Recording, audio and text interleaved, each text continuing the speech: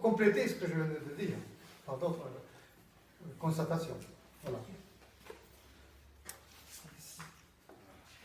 Parlez un peu fort parce que je suis un peu vieux d'oreille, ça ne va pas durer, mais je vais continuer, parce que je vais me faire mettre les appareils.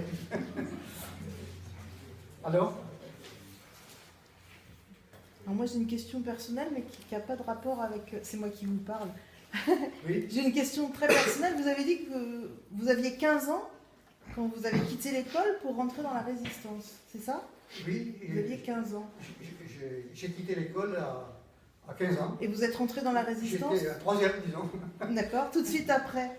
Et j'ai quitté l'école à 15 ans parce que j'étais bouleversé, scandalisé, indigné, révolté par l'exécution d'un homme qui a eu une grande importance dans ma vie, et dans la vie de ma famille. Il s'appelait Pierre Semard. Et le jour où il a été fusillé par les Allemands, à Évreux, et que mon père est arrivé à la maison avec les larmes aux yeux en disant « Ils ont assassiné Pierre Semard », je n'ai pas pu m'endormir la nuit, je le connaissais beaucoup.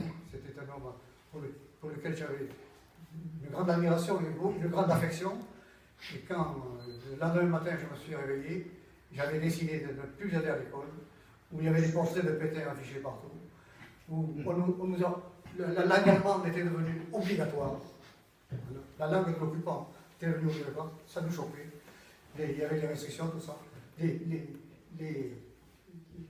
La répression féroce qui s'abattait sur la résistance, nous avait, à tous les jeunes qui étaient dans ma classe, nous avait bouleversés et nous avait indignés. Alors donc, j'ai quitté l'école et je suis allé m'engager dans les francs-tireurs et partisans français. Quand ils m'ont vu arriver, mes copains, c'était des copains de la jeunesse communiste à laquelle je appartenais, évidemment, quand ils m'ont vu arriver, ils m'ont dit « mais tu ne peux pas prétendre porter les armes à 15 ans, c'est pas possible.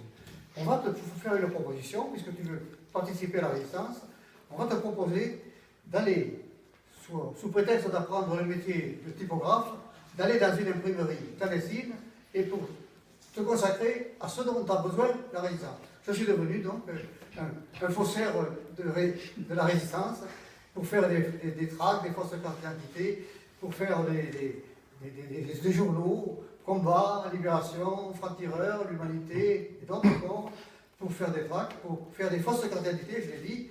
Et donc, mais j'ai même fait, à la demande de l'archevêque de Toulouse, parce que ça se passait à Toulouse, tout ça, je ne vous l'ai pas dit, j'étais toulousain, à la demande de l'archevêque de Toulouse, des faux certificats de baptême catholique qui étaient destinés à des enfants juifs dont les parents, qui avaient laissé leurs enfants à des familles d'accueil, fuyaient la police de Vichy, qui voulait les arrêter, fuyaient en Suisse pour se mettre à l'abri des arrestations de la police de Vichy. Donc je me trouvais dans la résistance d'une manière un peu particulière, sans responsabilité. J'étais toujours donc, le combattant volontaire de la résistance au service des FTP, mais je n'étais pas dirigeant. À 15 ans, on n'en prenait pas beaucoup de dirigeants de la résistance. Mais enfin, je fréquentais quand même pas mal de ceux qui étaient, avant le Conseil national de la résistance, qui étaient dans les différentes organisations. Comme mon imprimerie, où je travaillais,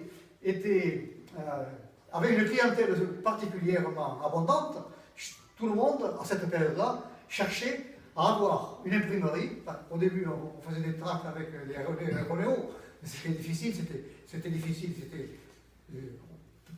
pour peu, il fallait beaucoup de travail, quoi. Alors on cherchait donc des moyens d'impression supérieurs et plus rapides.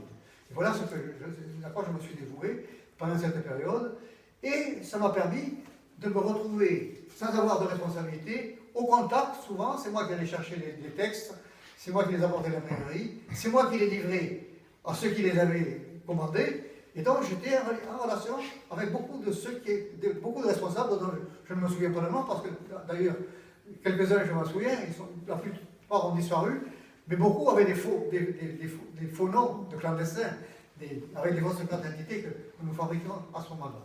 Alors donc, je suis resté pendant 2 ans combattant volontaire de la résistance à Toulouse, dans ce milieu, et ça s'est arrêté le 4 février 1944, par mon arrestation par la Gestapo, sur dénonciation. Et c'est à partir de là que je me suis retrouvé dans un camp de la mort à Mauthausen, pendant un an, presque 5 mois. Voilà, mon petit itinéraire.